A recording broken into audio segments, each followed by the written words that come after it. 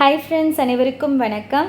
இந்த வீடியோ பதிவில் நம்ம ஸ்கெடியூல் 2 உடைய ஜென்ரல் இங்கிலீஷ் ஸ்கெடியூல் 2 உடைய போயம் அண்ட் ப்ரோஸ் உடைய ஒரு ப்ரீஃப் நான் லாஸ்ட் டைம் நான் உங்களுக்கு சொன்னேன்ல எப்படி படிக்கணும், இதுக்கு எதுக்கு இம்பார்ட்டன்ஸ் கொடுத்து படிக்கணும், அந்த மாதிரி ஒரு கம்ப்ளீட் ஓவர்வியூ வந்து நம்ம பார்த்துடலாம். வித் எக்ஸ்ப்ளனேஷனோட புக் பேக் ஆன்சர் எல்லாருமே வந்து நம்ம டிஸ்கஸ் பண்ணிடலாம். சரிங்களா? ஸோ இந்த வீடியோ வந்து ஃபுல் அண்ட் ஃபுல் நம்ம ஸ்கெடியூல் 2 உடைய போயம் அண்ட் ப்ரோஸ். ஸ்கெடியூல் 2ல் மொத்தம் 3 போயம் வந்து நம்ம கொடுத்துருப்பேன். 6th ஸ்டாண்டர்டில் வந்து ட்ரேஜிக் ஸ்டோரி, ஓகேங்களா? ட்ரேஜிக் ஸ்டோரின்றது வந்து 6th ஸ்டாண்டர்டு. 7th ஸ்டாண்டர்ட்லேருந்து 2 போயம், ஒன்று வந்து யோர் ஸ்பேஸு, இன்னொன்று வந்து கரேஜ். அந்த 2 போயம் கொடுத்துருப்பேன். 10th ஸ்டாண்டர்ட்லேருந்து உங்களுக்கு 2 ப்ரோஸில் வந்து ஒன்று வந்து 10th ஸ்டாண்டர்டில் இருக்க தி லாஸ்ட் லெசன் அப்படின்ற ஒரு ப்ரோஸும், சப்ளிமெண்ட்ரி ரீடர்லேருந்து ஒரு ப்ரோஸ் மாதிரி ஒன்று இருக்கும், ஓகேங்களா? The little hero of Holland அப்படின்ட்டு அந்த 2 தான் நம்ம பார்க்க போகிறோம். சரிங்களா? இது 2மே கதை தான். இந்த கதையை நல்லா தெரிஞ்சுக்கிட்டிங்கன்னா நம்ம ஈஸியாக வந்து ஆன்சர் பண்ணிடலாம். ஓகே, நம்ம வித் நோ ஃபர்தர் டிலே நம்ம என்ன பண்ணிடலாம், ஃபர்ஸ்ட்டு இதுவுக்கு போயிடலாம். ஓகேங்களா? ஃபர்ஸ்ட்டு போயம் வந்து பார்த்திங்கன்னா அ ட்ரேஜிக் ஸ்டோரி. ஸோ இந்த அ ட்ரேஜிக் ஸ்டோரியோடைய ஆத்தர் யார் அப்படின்னு பார்த்தீங்கன்னா வில்லியம் மேக்ஸ்பீஸ் தக்கரி. ஓகேங்களா? ஸோ இவரை பற்றியே ஃபஸ்ட்டு நம்ம பார்த்துடலாம். அதுக்கப்புறமா இந்த போயத்துடைய க்ளாசரி பார்த்துட்டு அப்புறமா போயம் பார்க்கலாம். ஸோ போயம் வந்து ரொம்ப வந்து இன்ட்ரெஸ்டிங்கான போயமை விட ஒரு காமெடியான போயம் இது, ஓகேங்களா? ஸோ ஃபஸ்ட்டு ஆத்தர் என்ன, அவர் பற்றின ஒரு டீட்டெயில் பார்த்துடலாம். William Makepeace Thackeray was one of the great novelist of English Victorian age. His Vanity Fair is one of the finest and best known novels in English literature. So English லிட்ரேச்சர்லேயே வந்து ஒரு best நாவல் அப்படின்னு பார்த்தீங்கன்னா இவருடைய vanity fair அப்படின்ற ஒரு நாவல் தான், ஓகேங்களா? கொஷின் இது கூட கேட்பாங்க, வேனிட்டி ஃபேர் யாருடைய நாவல்னு கேட்கலாம், இல்லை வில்லியம் மேக்ஸ்பீஸ் தக்கரியுடைய ஃபைனஸ்ட் நாவல் எது அப்படின்ட்டு கொடுத்து லிஸ்ட்லேயும் கேட்கலாம். ஸோ இது ரொம்ப இம்பார்ட்டன்ட், வேனிட்டி ஃபேர், ஓகேங்களா? Thackeray wrote in a colorful, lively style with a simple vocabulary and clearly structured sentence. So அவருடைய போயம் எல்லாமே எப்படி இருக்குன்னா ரொம்ப எளிமையான ஒரு வெக்காபுலரி போட்டு ரொம்ப கிளியர்டாக இருக்க சென்டென்ஸில் தான் இருக்கும். அவருடைய குவாலிட்டியே வந்து எப்படி இருக்குன்னா combined with his honest view of life give him an important place in the history of realistic literature. ஓகேங்களா? யதார்த்தமான நடக்கக்கூடிய விஷயங்களை வந்து அவர் வந்து ரொம்ப இதுவாக ஹானஸ்ட்டாக அவர் பதிவு பண்ணுறதுல தான் வந்து அவருடைய குவாலிட்டியே இருக்குது அப்படின்ற மாதிரி சொல்லியிருக்காங்க, ஓகேங்களா? ஸோ இவ்வளோ தான் வந்து ஆத்தர் பற்றினது. ஸோ இந்த போயம் பேர் என்னென்னா ட்ரேஜிக் ஸ்டோரி, ஓகேங்களா? ஸோ இதனுடைய க்ளாசரி பார்த்துடலாம்.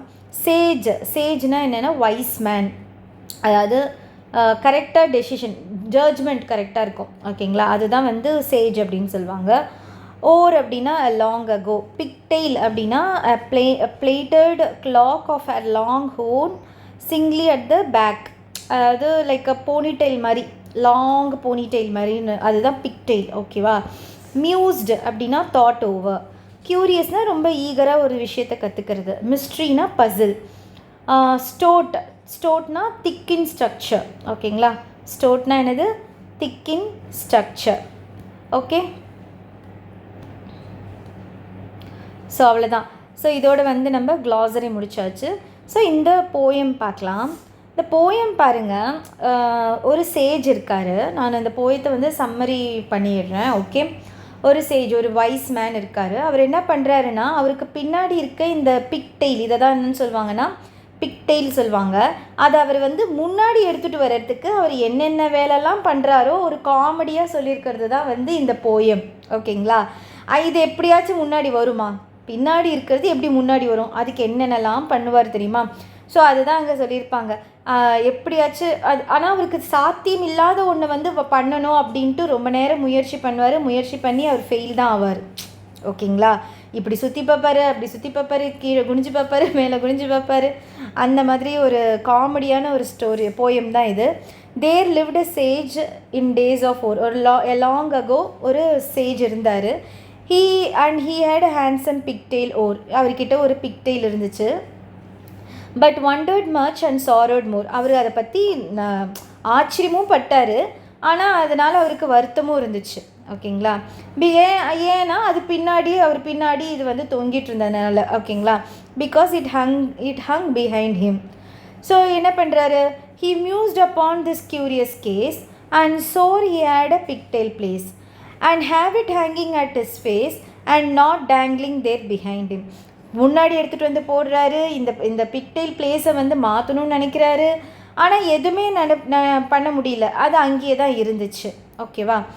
அப்புறமா அவரே சொல்லிக்கிறாரு, says he the mystery I have found, says he the mystery I have found. So அவர் என்ன பண்ணுறாரு, நான் கண்டுபிடிச்சிட்டேன், எனக்கு ஒரு தெரிஞ்சிருச்சு, I will turn me around, he turn him around. அவர் சுற்றுறாரு, அதுவும் கூடவே சுற்றுது. பட் ஆனால் அப்பயும் என்ன ஆகுது, but still it hung behind him. அப்பயும் என்ன பண்ணுது, அது பின்னாடியே தான் இருக்குது. அப்புறமா என்ன பண்ணுறாரு, then round and out and in, சுற்றி பார்க்குறாரு, உள்ளே வந்து வெளியில் வந்து பார்க்குறாரு, எல்லாத்துக்குமே அது என்ன தான் பண்ணிகிட்டு இருந்தது, பின்னாடியே தான் நின்றுட்டு இருந்தது. பிக்டெயில் ஹங் பிஹைண்ட் ஹிம். எந்த ஒரு இதுவுமே வந்து என்ன ஆகலை, அது வந்து இதுவாகலை.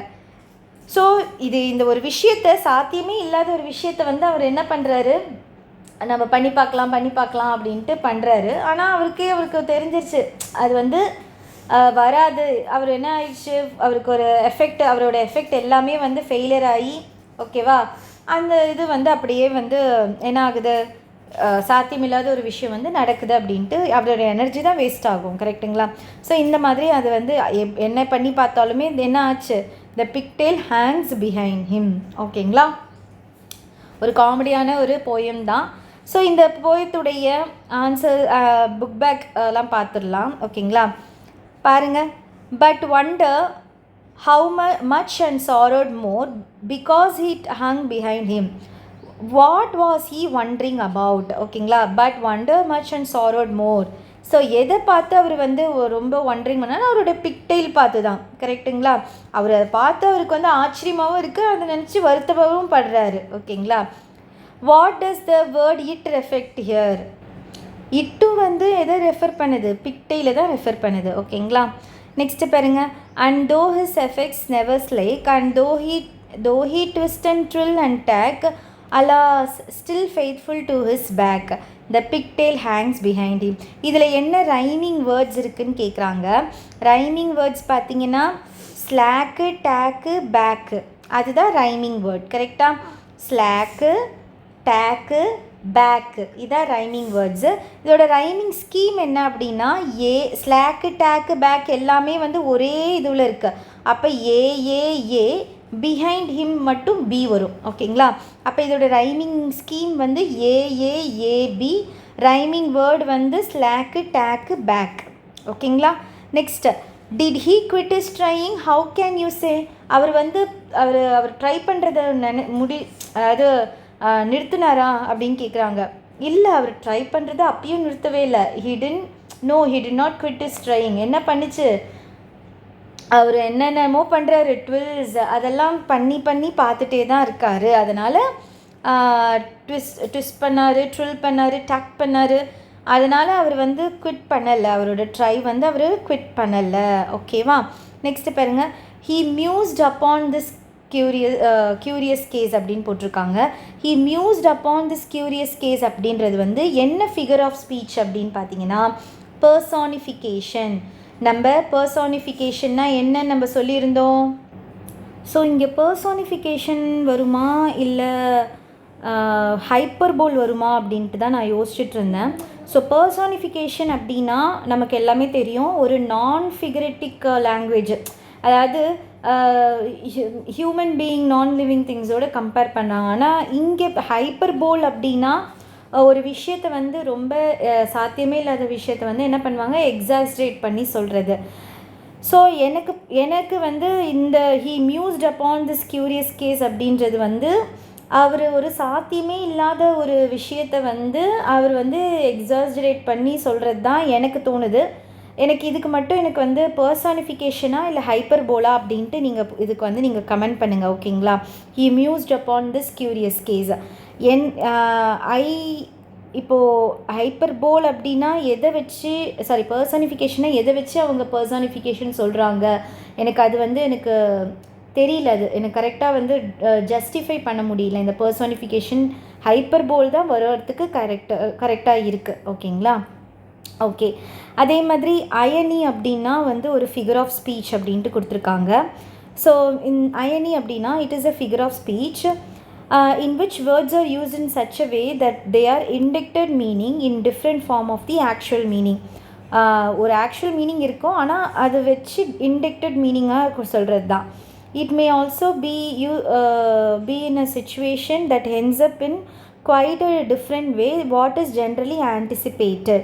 ஸோ அது என்ன நம்ம நினைக்கிறோமோ அது இல்லாமல் டிஃப்ரெண்ட் வேல அது முடியறதும் அது ஒரு இது தான். இன் simple words it is a difference between the appearance and reality. Appearance ஒன்று இருக்கும், ஆனால் ரியாலிட்டி ஒன்று இருக்கும். ஸோ அதுதான் வந்து irony. So can this be called ironic poem அப்படின்னு கேட்குறாங்க. Yes, it is a ironic poem தான். ஏன்னா அவர் ஒரு விஷுவலைஸ் பண்ணுறது அது நடக்காது, ஓகேங்களா. அவராக வந்து கற்பனையில் வந்து அவர் பண்ணிகிட்ருக்காரு, ட்விஸ்ட் அண்ட் டர்ன் ட்ரில் எல்லாமே பண்ணிகிட்ருக்காரு. But it's an ironic poem, அவ்வளோதான். ஓகேவா, ஃபஸ்ட்டு இது வந்து உங்களுக்கு புரிஞ்சிருக்கும் அப்படின்னு நினைக்கிறேன். ஓகே, ஸோ அவ்வளோதான், இதோட ஃபஸ்ட்டு போயம் வந்து முடிஞ்சிருச்சு. செகண்ட் போயம் பாருங்கள், யோர் ஸ்பேஸ். யோர் ஸ்பேஸோட ஆத்தர் யார் அப்படின்னு பார்த்தீங்கன்னா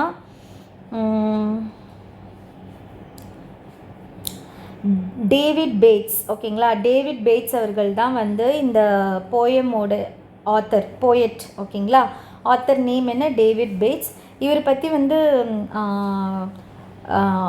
பயோகிராஃபி வந்து கொடுத்துருக்க மாட்டாங்க, ஓகே. ஜஸ்ட்டு நம்ம க்ளாசரி ஒரு வாட்டி ரஷ் பண்ணிவிட்டு இந்த போயம் என்ன சொல்லியிருக்காங்க அப்படின்ட்டு பார்க்கலாம். ஸோ இந்த போயம் அவர் என்ன டேவிட் பேட்ஸ் அவர்கள் வந்து என்ன பண்ணியிருப்பாங்கன்னா, எல்லார்கிட்டையுமே வந்து நீங்கள் பொறுமையாக பேசணும், இதுதான், ஓகேங்களா. ஹார்ஷாக வந்து கடுமையான சொற்களை வந்து நீங்கள் யூஸ் பண்ணக்கூடாது, எல்லார்கிட்டையுமே பொறுமையாக பேசணும். உங்களுடைய அன்பு வந்து நீங்கள் உங்களை மிரட்டி உங்களுக்காக அன்பு செலுத்தக்கூடாது, உங்களை பார்த்து அவங்கள அன்பு செலுத்தணும், உங்களோட பயத்தால் அது வரக்கூடாது. இந்த மாதிரிலாம் தான் அவர் வந்து சொல்லியிருப்பார். ஒரு ஃப்ரெண்ட்ஷிப்லேயும் வந்து அன்பு இருக்கணும், உங்கள் ஃப்ரெண்ட்ஸ்க்கு நீங்கள் அன்பை சொல்லி கொடுக்கணும் அப்படின்னு சொல்வார். அதே மாதிரி வந்து குழந்தைங்க கிட்டே நீங்கள் அன்பை காமிக்கணும், அவங்களுக்கு வந்து சாஃப்டாக மைல்டாக இருக்க ஆக்சென்ட்டை வந்து அவங்களுக்கு சொல்லி கொடுக்கணும், இதெல்லாம் அவர் சொல்லியிருப்பார். அதே மாதிரி குழந்தைங்கள்கிட்ட அவங்க விஷயத்தை வந்து நீங்கள் என்ன பண்ணணும், அவங்க ஏதாவது அடம் பண்ணால் கூட வந்து நம்ம பொறுமையாக இருக்கணும், அவங்கக்கிட்ட வந்து அன்பாக காமிக்கணும், அவங்கக்கிட்ட ரொம்ப கேரிங்காக இருக்கணும் அப்படின்ட்டு சொல்லியிருப்பார். அதே மாதிரி ஓல்டு பீப்புள்கிட்ட, ஏஜ்டு ஒன் கிட்ட நம்ம வந்து கேரிங்காக இருக்கணும், அவங்க ஆல்ரெடி வந்து மனசில் நிறைய கஷ்டங்கள் சோகங்கள் நிறைய வச்சுருப்பாங்க, அவங்கக்கிட்ட நீங்கள் போய் வந்து கடுஞ்சொற்களால் அவங்கள வந்து திட்டக்கூடாது, அவங்கள வந்து நீங்கள் அழகாக அன்பாக பார்த்துக்கணும் அப்படின்ட்டு சொல்வார். அதே மாதிரி ஏழைகள், அதாவது புவர் பீப்புள்கிட்ட ரொம்ப சாஃப்டாக ஜென்டிலாக அவங்கக்கிட்ட பேசணும், உங்களுடைய ஹார்ஷ் டோனை எடுத்துகிட்டு போய் வைக்கக்கூடாது அப்படின்ட்டு சொல்லியிருப்பார், ஓகேங்களா. கடுமையான சொற்கள் அன்கைண்ட் வேர்டெல்லாம் வந்து நீங்கள் போடக்கூடாது அவங்கக்கிட்ட அப்படின்ட்டு சொல்லியிருப்பார்.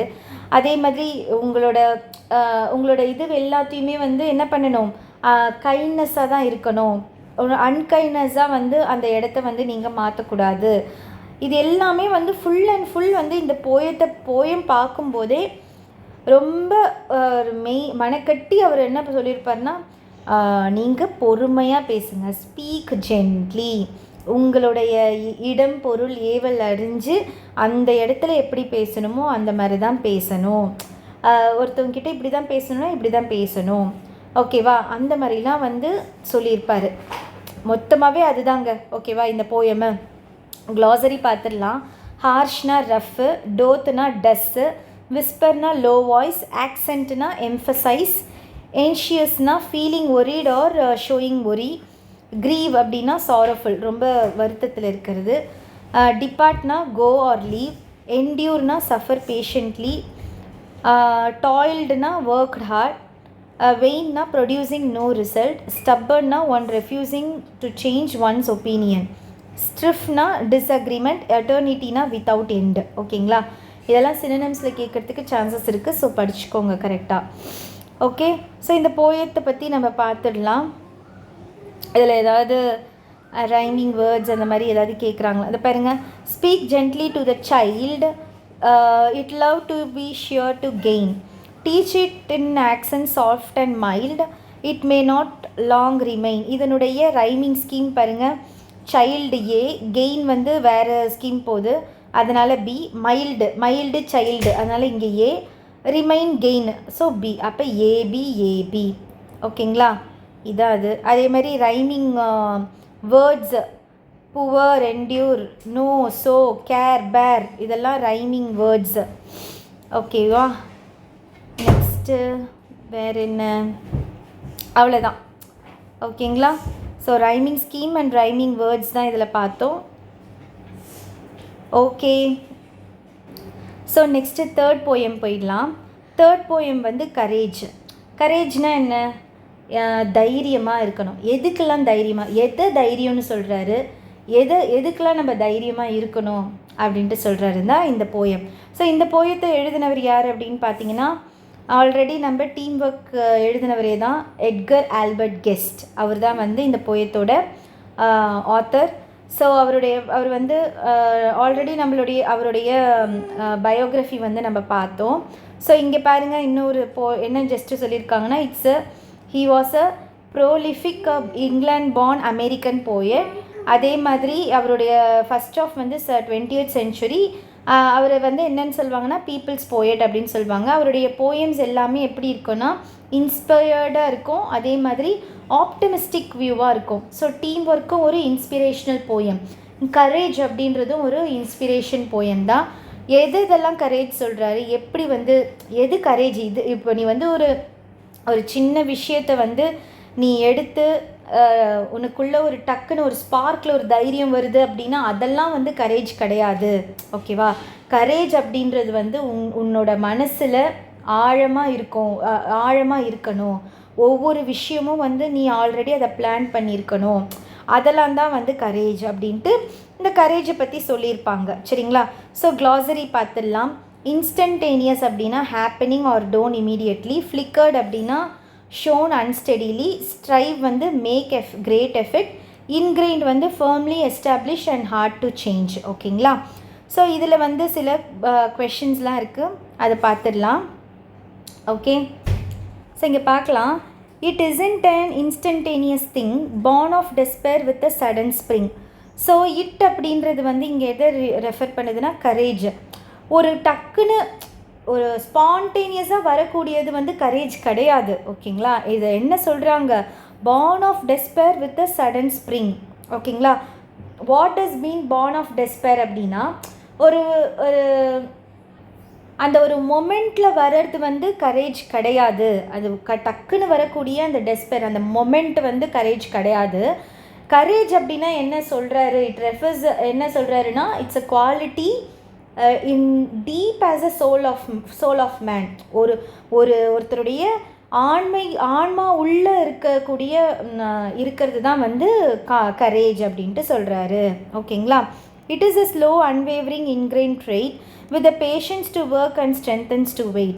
Ingrained trait அப்படின்னா என்ன சொல்கிறாருன்னா, ingrained trait அப்படின்னா கரேஜ் வந்து is an ingrained trait of bold man. அதுதான் ingrained trait அப்படின்ட்டு.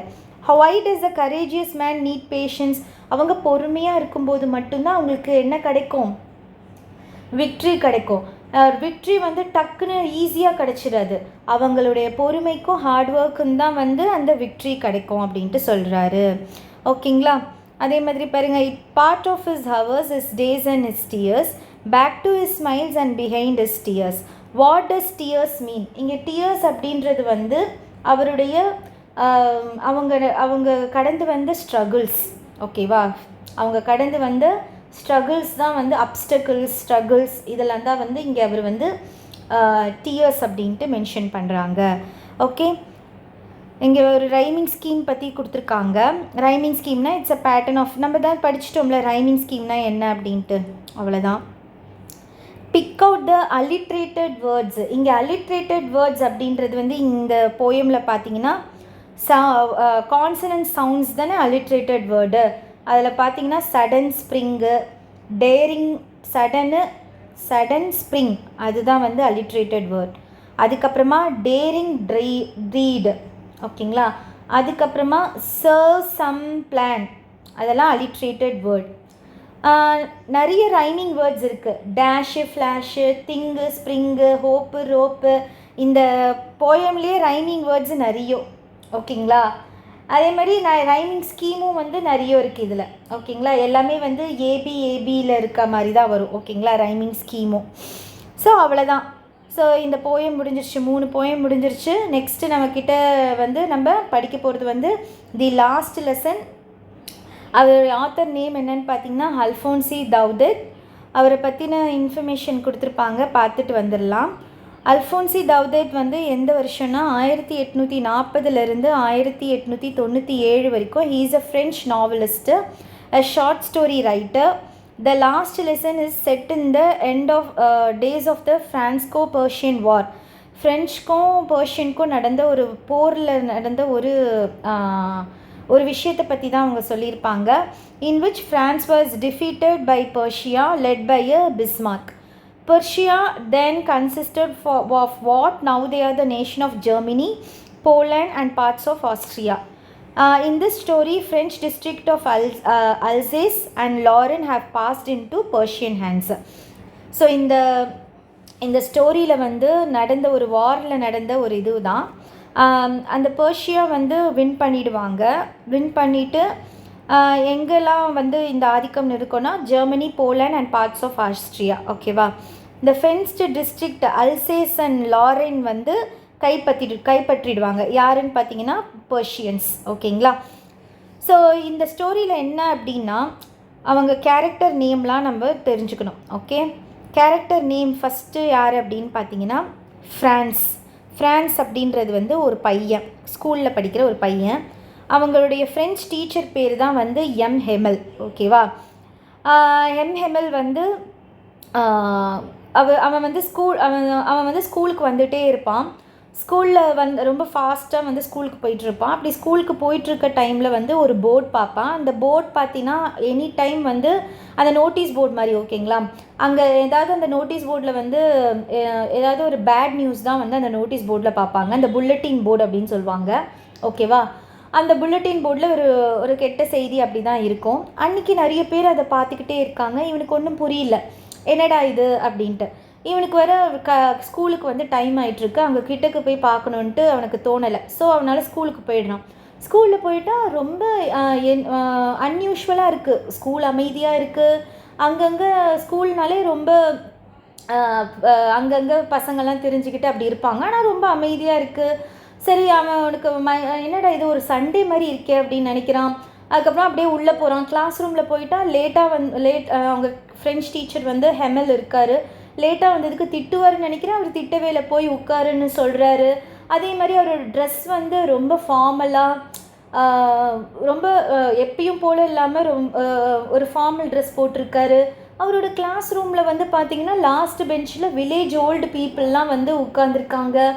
ஸோ இதெல்லாம் அவனுக்கு வந்து ஒரு பெரிய என்னடா இது ரொம்ப சேஞ்சஸாக இருக்கே அப்படின்னு நினைக்கிறான் அந்த பையன். அதுக்கப்புறமா வந்து அவர் வந்து கிளாஸ் ஸ்டார்ட் பண்ணுறாரு. என்னென்னா this is my last lesson, உங்கள் கிளாஸ்க்கு வந்து நான் எடுக்கக்கூடிய லாஸ்ட் லெசன் அப்படின்ட்டு சொல்கிறாரு.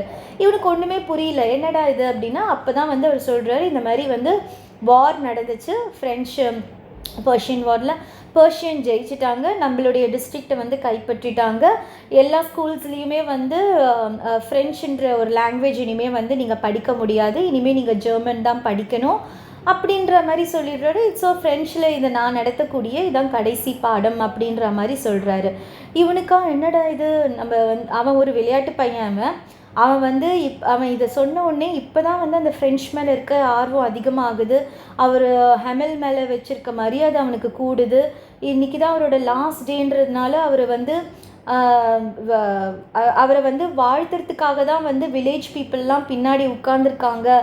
ஏன்னா அந்த ஸ்கூலில் 40 வருஷமாக வந்து அவர் வந்து என்ன பண்ணியிருக்காரு, டீச்சிங் பண்ணியிருக்காரு ஹெமல் அப்படின்றவர். ஸோ பெரிய ஊர் தலைவர்கள்லாம் அவர் வந்து வாழ்த்திட்டு போகிறதுக்கு தான் வந்திருக்காங்க அப்படின்ட்டு அவர் நினைக்கிறாரு. ஸோ அப்போ ஹெமல் சொல்கிறாரு, ஒரு விஷயம் வந்து நம்ம வந்து போய் தேடி நம்ம படிக்கும்போது அது வந்து நமக்கு வந்து கிடைக்காது, கரெக்டுங்களா? ஸோ இப்போது கண்டிப்பாக ஃப்ரெஞ்சு நாட்டத்தில் ஃப்ரெஞ்சு தெரிஞ்சிருக்கணும், எழுத படிக்க தெரிஞ்சிருக்கணும். ஆனால் அந்த டிஸ்ட்ரிக்ட் வந்து கைப்பற்றி போயிடுச்சு ஜெர்மன் கிட்ட. ஸோ மக்கள் எல்லாமே கண்டிப்பாக ஜெர்மன்ற மொழியை வந்து அவங்க தெரிஞ்சுக்கணும். ஒருத்தருடைய அடையாளமே வந்து அவங்களுடைய தாய்மொழியை கற்றுக்கிறது தான். அந்த தாய்மொழியே கற்றுக்காதப்ப அவங்களுடைய அடையாளமே அங்கே இருக்காது. இதுக்கு நானுமே வந்து ஒரு இதுவாக இருப்பேன் அப்படின்ற மாதிரிலாம் ஃபீல் பண்ணி அவர் சொல்கிறார். உங்களை வந்து நானுமே வந்து கண்டிக்காமையோ இல்லை உங்களை வந்து என்னுடைய செடிகள் அங்கே அவருடைய ஸ்கூலில் வந்து அவர் செடியெலாம் வச்சுருப்பார். உங்களுடைய ரிலாக்ஸ் பீரியடில் நான் தண்ணிலாம் ஊற்றுங்கன்னு அனுப்பிட்டேன். அதெல்லாமும் திங்க் பண்ணி அவர் ஃபீல் பண்ணுறாரு. இந்த ஒரு மாற்றம் வந்து என்னாலையுமே நடந்திருக்கணும், நானுமே அதை செய்யாமல் விட்டுட்டேன். ஸோ இந்த மாதிரிலாம் ஒரு ஃபீல் பண்ணி இந்த கதையை வந்து இப்படி தான் முடிக்கிறாங்க. ஸோ ஒருத்தருடைய அடையாளமே வந்து தாய்மொழியை வந்து அவங்க கற்றுக்கிறது தான் அப்படின்ற மாதிரி.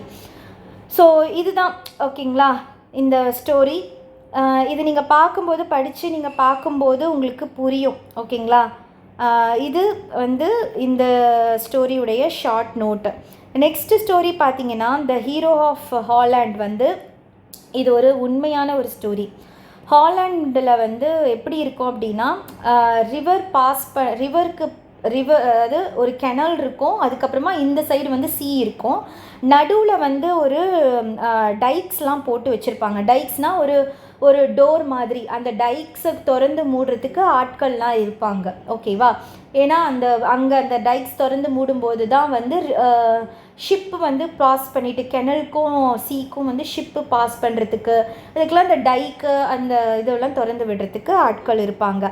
ஸோ இதை செய்யறது இந்த வேலையை செய்கிறதோட ஆள் யாருன்னு பார்த்தீங்கன்னா பீட்டருடைய அப்பா. பீட்டர் தான் வந்து இந்த லிட்டில் ஹீரோ, ஓகேங்களா? ஸோ ஏன் வந்து அந்த மாதிரி பண்ணுறாங்க அப்படின்னா அந்த டைக்ஸ் எல்லாமே வந்து ரொம்ப ரொம்ப முக்கியமான ஒரு அந்த இது, ஓகேவா? சின்ன ஒரு ஹோல் வந்தாலுமே கடல் தண்ணி வந்து ஹாலண்ட் சிட்டி உள்ளே வந்துடும்.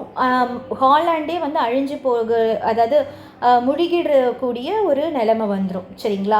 ஸோ அதனால் இந்த டைக்ஸு அதெல்லாம் வந்து ரொம்ப சுத்தமாக க்ளீனாக வச்சுப்பாங்க அந்த மக்கள். இது வந்து சின்ன குழந்தைங்களுக்கு கூட அது தெரியும். டைக்ஸில் ஒரு சின்ன ஹோல் வந்தால் கூட எப்படி வந்து சமாளிக்கணும், அது எல்லாமே வந்து அங்கே இருக்க குட்டி குழந்தைங்களுக்கு கூட அது தெரியும். ஸோ ஒரு நாள் என்ன ஆகுது, அவங்க அம்மா வந்து பீட்டரை கூப்பிட்டு நான் வந்து கேக் செஞ்சுருக்கேன், உன்னோட அந்த சைடில் இருக்க உன்னோட கண்ணு தெரியாத ஃப்ரெண்டு கிட்ட எடுத்துகிட்டு போயிட்டு உன்னோட கேக்ஸ் கொடுத்துட்டு வா அப்படின்னு சொல்லிட்டு அனுப்புகிறாங்க. ஸோ இவனும் வந்து அந்த டைக்ஸை ஓப்பன் பண்ணி அந்த சைடு போயிட்டு இப்படி அவன் பிளைண்ட் ஃப்ரெண்டை மீட் பண்ணிவிட்டு அவன் கூட டைம் ஸ்பெண்ட் பண்ணி அவன் வீட்டுக்கு இந்த சைடு வந்துடுறான். வரும்போது அவன் பார்க்குறான், ஒரு நோட்டீஸ் பண்ணுறான். பார்த்தா வந்து டைக்லேருந்து ஒரு சின்ன ஹோல் வழியாக தண்ணி வந்துக்கிட்டே இருக்குது.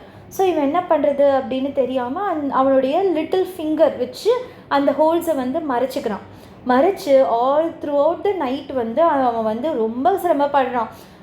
அவன் கூப்பிடுறான், இருட்டாயிடுச்சு, குளிர் வந்துடுச்சு, அவனோட கையை அவனையே வந்து தேய்ச்சி விட்டுக்கிறான்.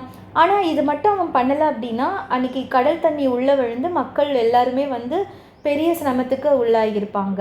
ஸோ மறுநாள் அங்கே போயிட்டுருக்க அந்த வழியில் பாதியில் போயிட்டுருக்க ஒரு ஆள் பார்த்துட்டு அந்த பையனை வந்து என்ன இங்கே பண்ணிகிட்ருக்க அப்படின்னு கேட்டு அவன் எல்லா ஸ்டோரியும் சொல்லி இதை வந்து அவங்க அம்மாவுக்கு தெரியப்படுத்தி அவங்க அம்மா அதுக்குள்ளே என்ன நினச்சிக்கிறாங்கன்னா லேட் நைட் ஆகிடுச்சுல, பையன் வந்து அங்கேயே தூங்கியிருப்பான், அந்த பிளைண்ட் ஃப்ரெண்ட் வீட்லேயே தூங்கியிருப்பான் அப்படின்ற மாதிரி நினச்சிக்கிறாங்க. ஆனால் இங்கே விஷயம் இப்படி நடந்திருக்குன்னு தெரிஞ்சு ஹோலண்ட் சிட்டிக்கே வந்து அவன் பண்ண ஒரு பிரேவ் ஒர்க் வந்து அவனுக்கு தெரிஞ்சு அவன் வந்து ஒரு குட்டி ஹீரோ, லிட்டில் ஹீரோ மாதிரி ஆகிட்டான் ஹோலாண்ட் சிட்டிக்கே. ஸோ அதுதான் இது ஒரு உண்மையான ஸ்டோரி. ஸோ இந்த ஸ்டோரியை எழுதின ஆத்தர் யாருன்னு பார்த்தீங்கன்னா மேரி மேப்ஸ் டாட்ஜ், ஓகேங்களா?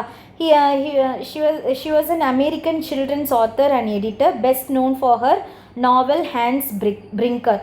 ஸோ இவங்க ஒரு அமெரிக்கன், இவங்க வந்து ஒரு American children's author and editor. குழந்தைகளுக்கான எழுதக்கூடிய ஒரு நாவல் எழுதுவாங்க குழந்தைகளுக்காக. அவங்களுடைய மெயின் ஃபேமஸ் நாவல் எதுனா hence Brinker. She was recognised a leader in juvenile literature for almost a third of 19th century. ஓகேங்களா, குழந்தைகளுக்கான நிறைய லிட்ரஸி ஒர்க் எல்லாமே அவங்க பண்ணியிருக்காங்க. நெக்ஸ்ட் வந்து டாஜ் conducted St. Nicholas for more than 30 years and it became the most successful magazine. St. Nicholas அப்படின்றது வந்து ஒரு மேகசின் 30 இயர்ஸாக சில்ட்ரனுக்காக அவர் நடத்திட்டு வந்தாங்க. She was able to pursue many of the great writers of the world to contribute her children's magazine. Mark Twain, இவங்கெல்லாம் அவங்களுடைய மேகசினுடைய writers. ஓகேங்களா, Mark Twain, Louisa May Alcott, Robert Louis Stevenson, Tennyson, இவங்கெல்லாம் இந்த மேகசினுடைய கிரேட் ரைட்டர்ஸ். ஓகேங்களா, so அவ்வளோதான். So இந்த க்ளாசரிஸ்லாம் பார்த்துக்கோங்க. இந்த இதுவும் வந்து the hero of little hero of ஹாலண்டும் ஒரு வாட்டி ரீட் பண்ணி பார்த்துக்கோங்க. ஸோ இதோட வந்து நம்ம ஸ்கெடியூல் 2 உடைய கம்ப்ளீட் ஓவர்வியூ வந்து உங்களுக்கு முடிஞ்சிருச்சு. ஸோ இந்த வீடியோ பார்த்துட்டு நீங்கள் படிக்கும்போது உங்களுக்கு இன்னும் ஈஸி அண்ட் யூஸ்ஃபுல்லாக இருந்திருக்கும்னு நினைக்கிறேன். அதேமாதிரி ஸ்கெடியூல் 1 கொஷின் பேப்பர் எப்படி இருந்துச்சு அப்படின்றதையும் கமெண்ட் செக்ஷனில் போடுங்க. தேங்க்யூ.